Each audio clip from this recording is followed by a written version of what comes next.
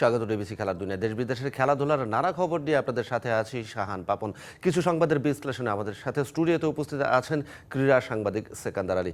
সেকান্দার ভাই, স্বাগত আপনাকে। আমরা যে বিষয় নিয়ে আলোচনা করতে চাই, সম্প্রতি বিসিবির একটা প্রোগ্রাম ছিল যেখানে বিভাগীয় এবং জেলা যে কোচ এবং সংগঠক যারা ছিলেন তাদেরকে নিয়ে একটা মতবিনিময়ের আয়োজন করেছিল বিসিবি। সেখানে বক্তব্য দিতে গিয়ে বিসিবি পরিচালক আসিফ আকবর রীতিমতো বাফুফের সাথে ক্ল্যাশ তৈরি করে ফেলেছিলেন এবং অতি সম্প্রতি আরেকজন পরিচালক আদনান রহমান দীপন, তিনি যে পরিসংখ্যানটা দিয়েছেন গত 6 মাসে বিসিবিতে যে পরিমাণ দুর্নীতি হয়েছে, আগের 15 বছরে ঠিক সেই পরিমাণ দুর্নীতি হয়েছে।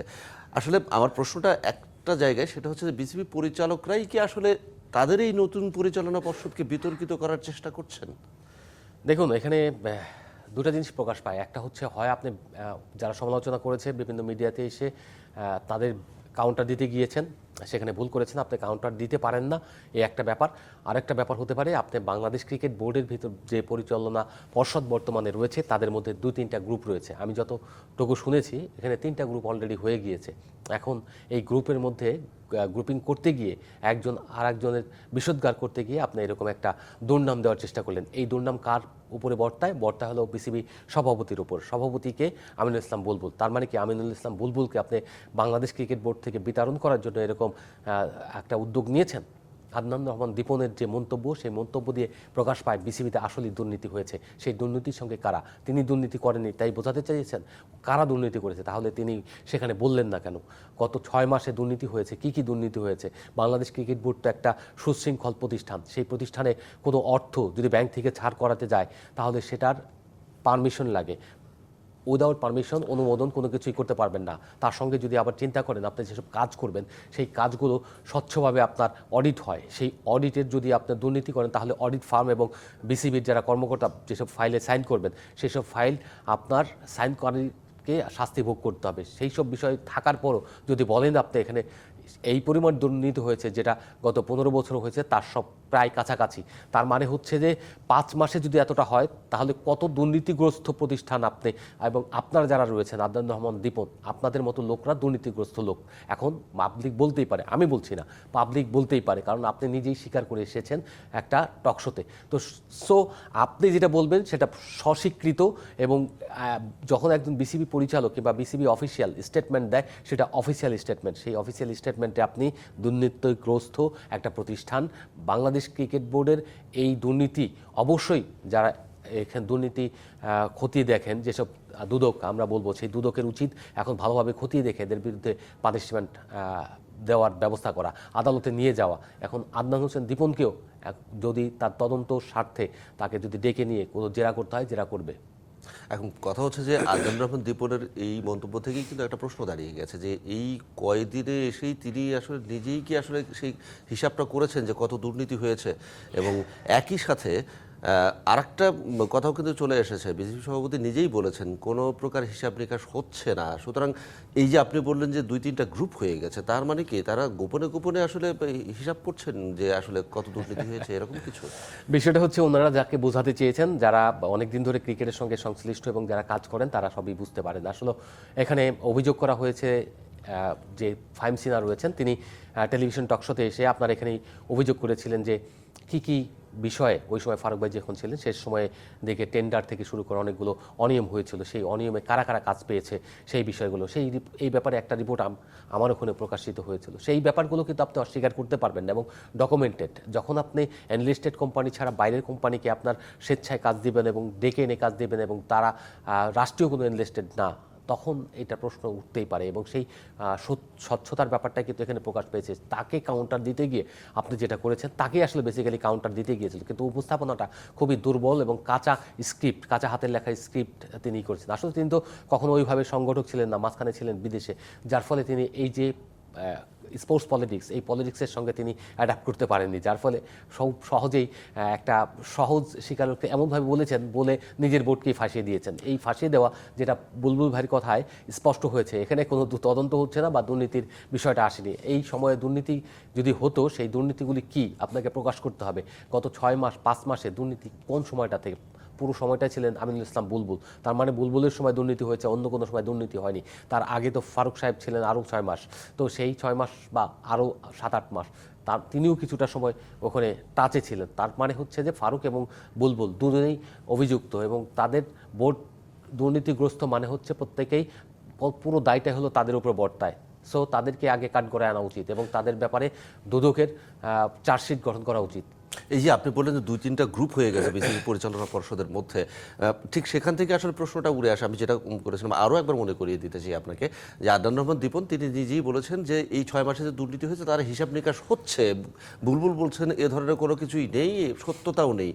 এখন মানে প্রশ্ন তো ওইটাই দাঁড়ায় যে তাহলে কি তারা এই যে গ্রুপগুলো হয়ে গেছে তারা নিজেরাই আসলে গোপনে গোপনে হিসাব করছেন কেউ কাউকে ব্লেম করার জন্য?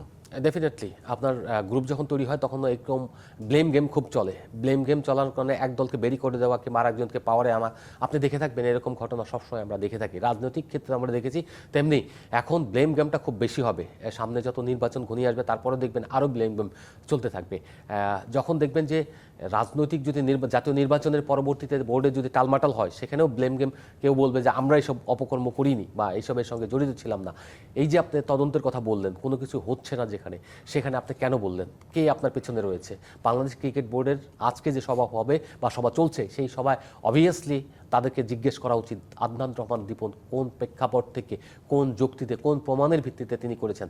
সমস্ত তদন্ত করে তিনি বের করে ফেলেছেন তার শত্রু হলো এখানে পাপ্পু, যিনি মাটি অভিযোগ, তিনি সরাসরি নামটা বলতে পারেননি ওই সময়, কারণ গ্রাউন্ডস কমিটিতে তখন তিনি ছিলেন। তিনি ফারুকের সময় ছিলেন, ফারুক সাহেব যখন তিনি বোর্ড প্রেসিডেন্ট তখন ওই সময় ছিলেন। মাটি বলা হচ্ছে মাটি খেকো, মাটি চুরি করে ফেলেছে, মাটি নিয়ে গেছে। মাটি তো আর এখান থেকে তুলে নিয়ে যায়নি, মাটি আপনি ফেলেননি। যদি না ফেলে থাকেন তাহলে যে সিকিউরিটি সাইন করে রেখেছেন ওখানে ট্রাক ঢুকেছে কি ঢুকে নেই সেটা তো একটা সাইন থাকবে। যদি ওই সাইন দিয়ে থাকে কেউ তাহলে সেও দোষী, তাকেও শাস্তি দিতে হবে। এবং যারা ওখানে পুরো সাইন করেছে, সব প্রক্রিয়া দেখেছে, সিকিউরিটি থেকে শুরু করে প্রতিটা প্রক্রিয়ার সঙ্গে গ্রাউন্ডস কমিটিতে যারা রয়েছেন, যারা অফিস কর্মকর্তা, সেই কর্মকর্তাদের শাস্তি হতে হবে।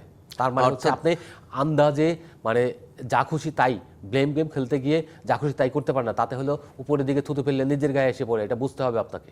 অর্থাৎ ক্রমশই মানে অন্তর্কোন্দলে জড়াচ্ছে বিসিবির বর্তমান পরিচালনা পর্ষদে, এরকমই একটা দেখা যাচ্ছে। ঠিক এর মাঝখানে একটা প্রশ্নবোধক হয়ে দেখা দিয়েছে পেশাদারিত্বের প্রশ্ন। আমি যদি একটু আপনাকে মনে করিয়ে দিতে চাই, কিছুক্ষণ আগে খালেদ মাহমুদ সুজনের বক্তব্য দিয়ে একটা প্রতিবেদন আমরা দেখেছিলাম। খালেদ মাহমুদ সুজন যে আসলে বোর্ডে নেই, তাকে আসলে বোর্ডে ডাকাও হয়নি নির্বাচনের জন্য, বিতাড়িতই করা হয়েছে বলা চলে।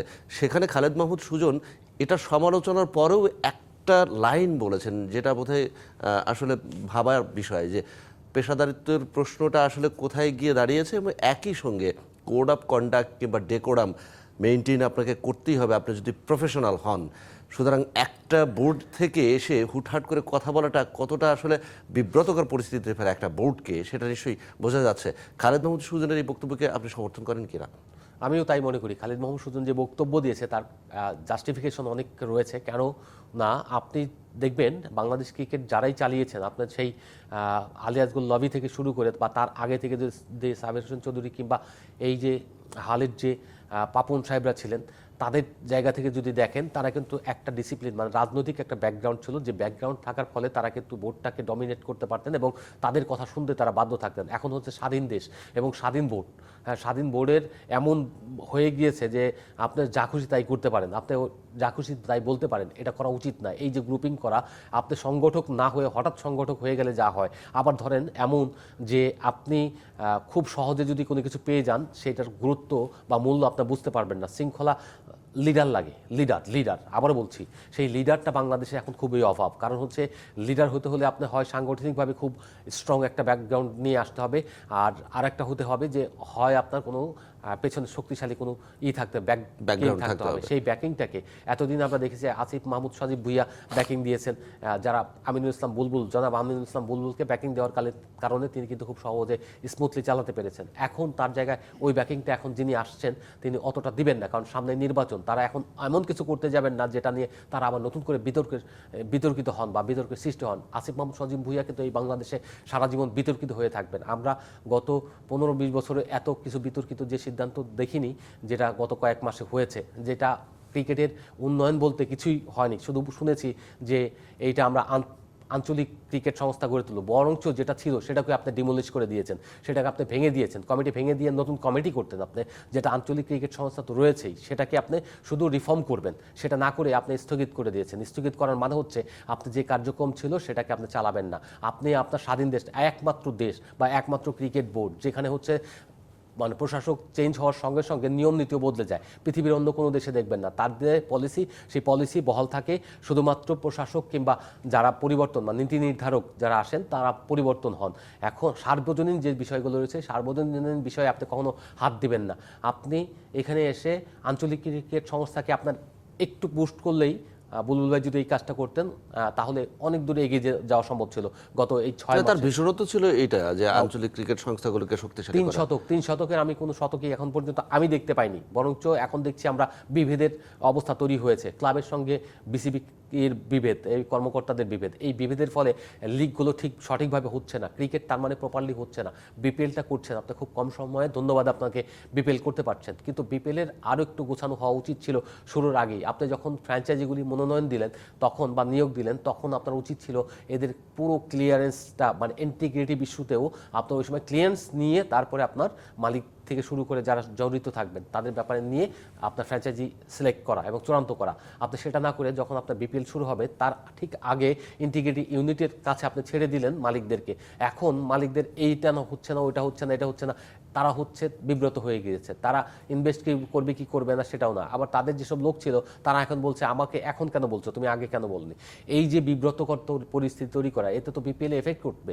আপনি এখন মনে হচ্ছে যে শুরুর আগে যদি আলোচনা সমালোচনা তৈরি হয়, আপনার টুর্নামেন্ট শুরু হওয়ার পরে গতবার আমরা যেটা দেখেছিলাম রাজশাহীতে যেটা হয়েছে, সেই কার্যক্রম যদি এবারও হয়ে যায় তাহলে কিন্তু বাংলাদেশের কোনো ক্রিকেটই কলুষিত মুক্ত হবে না, যেটা আমিনুল ইসলাম বুলবুল 100% চেষ্টা করছেন যে মুক্ত করতে। অর্থাৎ দিন শেষে বোধহয় বলাই যায় যে পেশাদারিত্ব এবং অভিজ্ঞতা এই দুইয়ের খড়াই পুড়ছে বিসিবির বর্তমান পরিচালনা পর্ষদ। একটা বিরতি নেব। প্রিয় দর্শক, আছেন আমাদের সাথে সিনিয়র সাংবাদিক সেকান্দার আলী।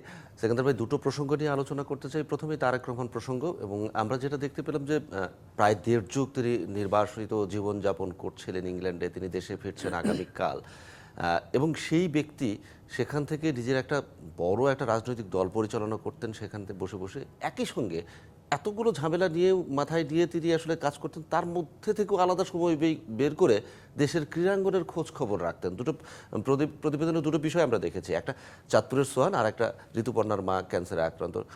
কোনোটাই হচ্ছে তারেক রহমানের দৃষ্টি এড়ায়নি। তো বাংলাদেশে এই অবস্থায় তারেক রহমান যদি দেশে ফিরছেন তিনি, সেখান থেকে তার এই যে ভাবনাগুলো আসলে ক্রীড়াঙ্গনকে কতটা সহায়তা করবে বলে মনে করেন আপনি?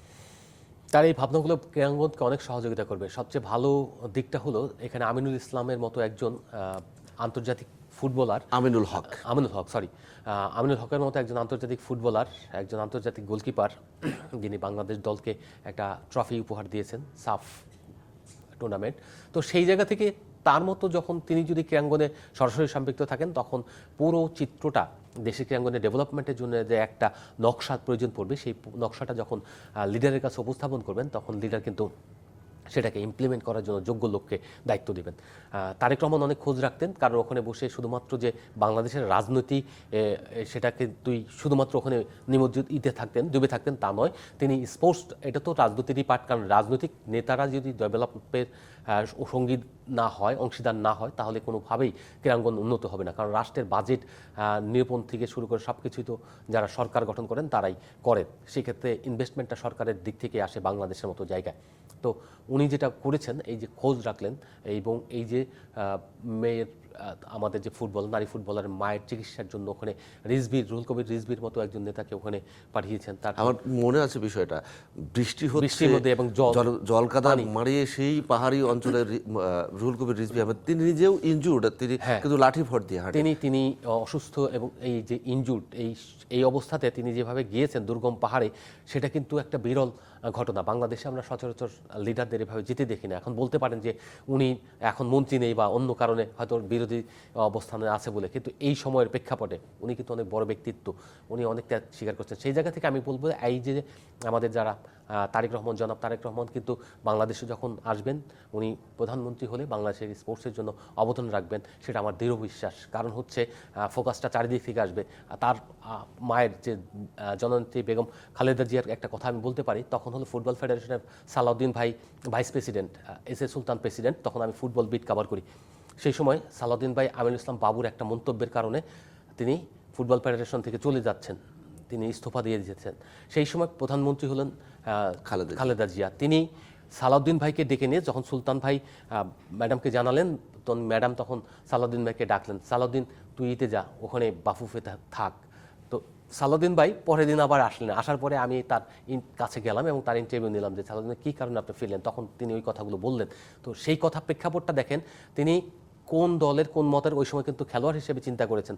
সালাউদ্দিন তাদের সময় ছিলেন ক্রেজ, তো সেই জায়গা থেকে তাদেরকে সম্মানটা দিয়েছেন এবং ওই পরিবারটা কিন্তু খেলার সঙ্গে সম্পৃক্ত এবং তারা জনাব কোকোর কথা কিন্তু আপনি দেখেছেন, প্রায় তো তিনি এই শেরেবাংলা স্টেডিয়ামটাকে একদম ক্রিকেটের উপযোগী করার জন্য যা যা করার সব কিছু করেছেন। আগে ছিল ঢাকা স্টেডিয়ামে আপনার ক্রিকেট হতো, ফুটবল হতো একসঙ্গে। এইচপিটাও কোকো সাহেবের হাত ধরে এইচপি ডেভেলপ করেছে, উনি ওই সময় অনেকগুলি কাজ করেছেন। উনি ওই কাজ দেখেন, উনি রাষ্ট্রের সরকার প্রধানের সন্তান হওয়ার পরেও চাইলে উনি প্রেসিডেন্ট হতে পারতেন, সেই সময় হননি।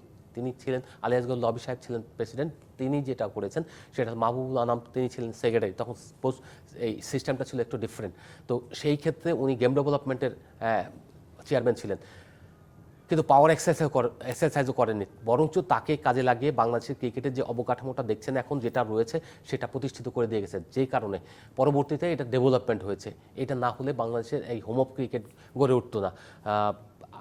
ওল্ড ডিএসের যে ক্রিকেট ক্লাবটা রয়েছে, তিনি ওখানে প্রতিষ্ঠিত করার পর থেকে ওখানে আমি গিয়েছিলাম তার ইন্টারভিউ আনতে, এবং ফার্স্ট যখন প্র্যাকটিস হয় এই আকরাম খান, তারপর আপনার এই খালেদ মাহমুদ সুজন, ওনারা খেলতেন ওই সময়, ওনাদের সঙ্গে খুব ঘনিষ্ঠ সম্পর্ক ছিল। বিশেষ করে খালেদ মাহমুদ সুজনের কথা আমি বলতে পারি, আকরাম খানের খুব ঘনিষ্ঠতার সম্পর্ক ছিল।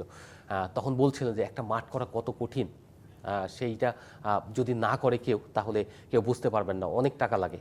তো একজন প্রধানমন্ত্রীর ছেলে যখন বলেন যে মাঠ করা কত কঠিন, অনেক টাকা লাগে এবং সেই টাকা জোগাড় করতে হিমশিম খেতে হচ্ছে, তার মানে কতটা ডেডিকেশন থাকলে এই কাজটা করতে পারে, এবং রাষ্ট্রীয় অর্থ বের করা অনেক প্রক্রিয়ার ব্যাপার, সেটা ওভারকাম করে তিনি এই মাঠটা প্রতিষ্ঠিত করেছিলেন। খুব ছোট্ট করে একটা মন্তব্য শুনতে চাই।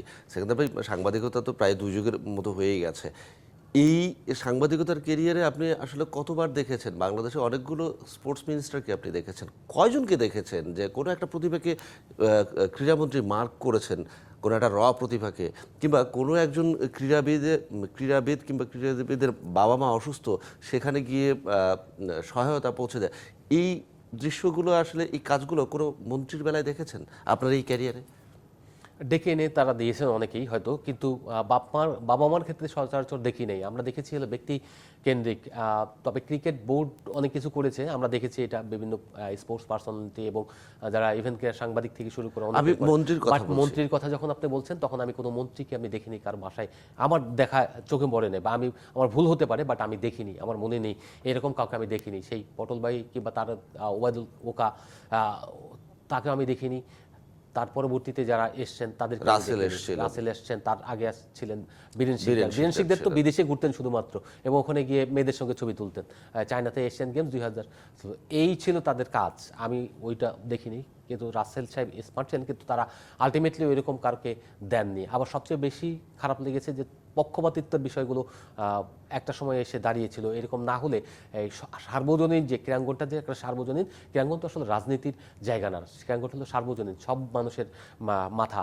হ্যাঁ ঠিক আছে, আপনি রাজনীতি করবেন, খেলা ছেড়ে দিয়ে রাজনীতি করেন, আমার কোনো আপত্তি নেই, কিন্তু সার্বজনীন এবং সবাইকে আপনি রাজনৈতিক নেতা হন কিংবা পার্লামেন্টের সদস্য হন কিংবা সরকার হন, আপনাকে সার্বজনীন জায়গা থেকে ক্রীড়াঙ্গনের লোকগুলিকে সহযোগিতা করতে হবে।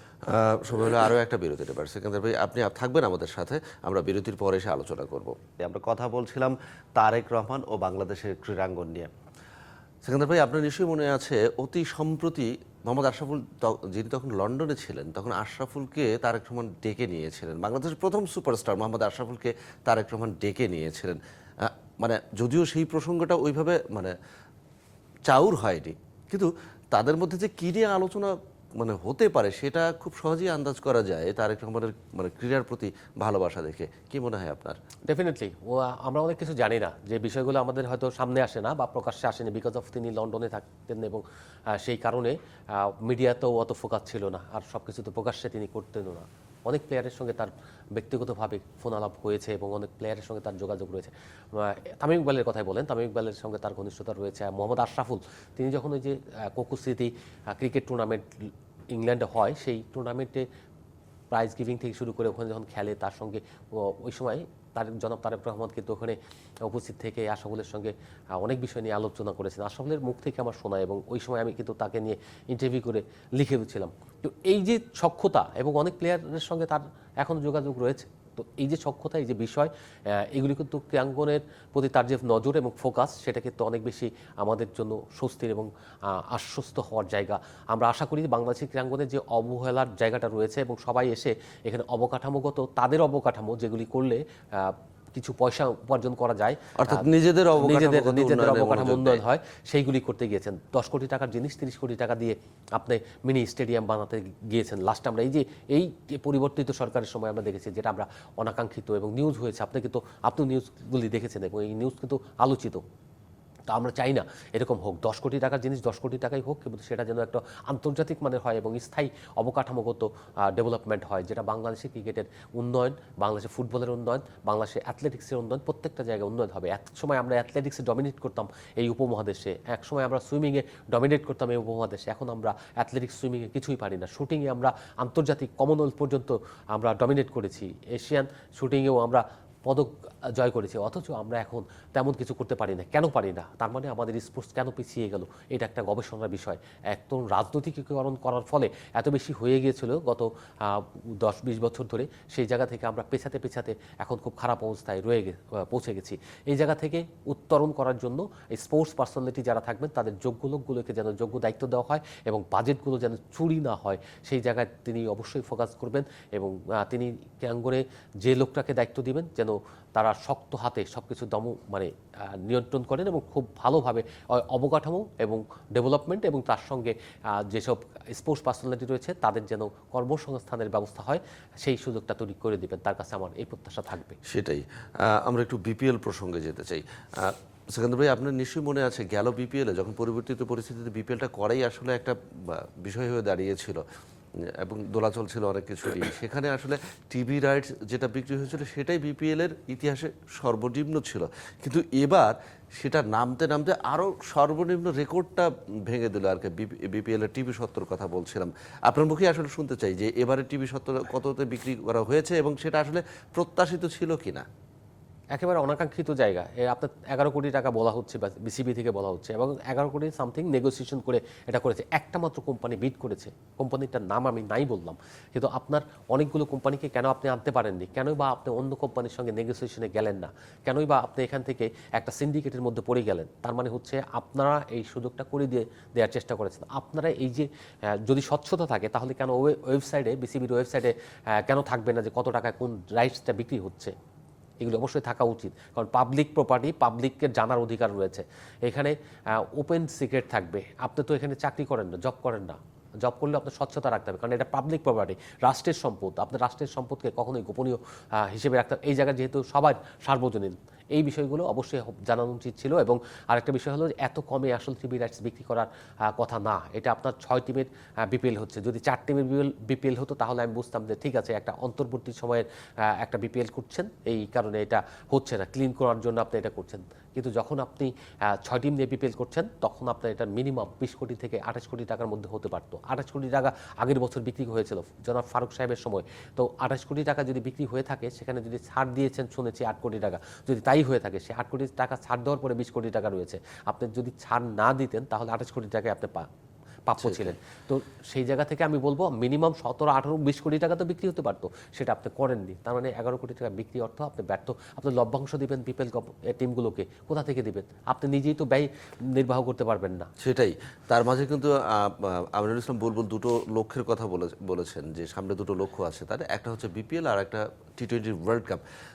বিপিএল এর প্রসঙ্গে তিনি যেটা বলেছেন সেটা হচ্ছে যে একটা পরিচ্ছন্ন বিপিএল আয়োজন করতে চান তিনি। সেই পরিচ্ছন্ন বিপিএল এর আগেই কিন্তু বেশ কিছু অপরিচ্ছন্ন ব্যাপার স্যাপার বোধহয় চলে এসেছে সামনে। আপনি নিজেই যেটা বলছিলেন যে হিসাব নিকাশের ব্যাপার স্যাপার, এবং সেই হিসাব নিকাশ হচ্ছে যে বিপিএল নিয়ে আয় ব্যয় এবং টিভি সত্ত্ব এগুলো মিলিয়ে আর কি সেই পরিচ্ছন্ন যে প্রত্যাশাটা তিনি করছেন বা লক্ষ্যটা তিনি সামনে স্থির রেখেছেন সেটা আসলে কতটা সম্ভব হবে বলে মনে করছেন? আপনি নিজেও একজন একটা ফ্র্যাঞ্চাইজির মিডিয়া ম্যানেজার।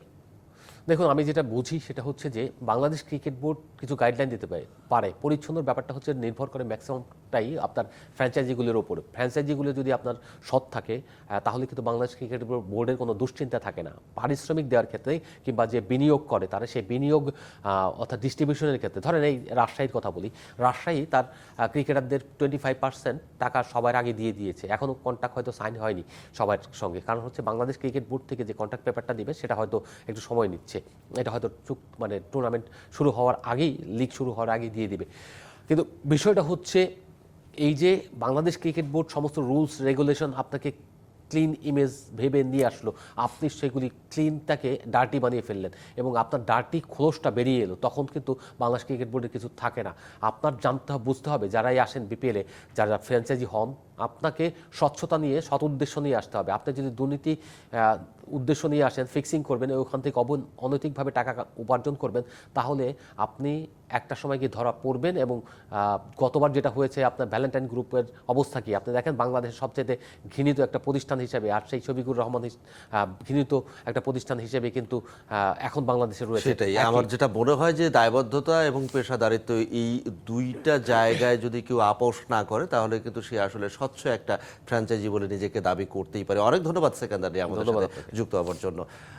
দর্শক, ডিবিসি খেলার দুনিয়া এই ছিল এখনকার মতো। ডিবিসির সঙ্গেই থাকুন।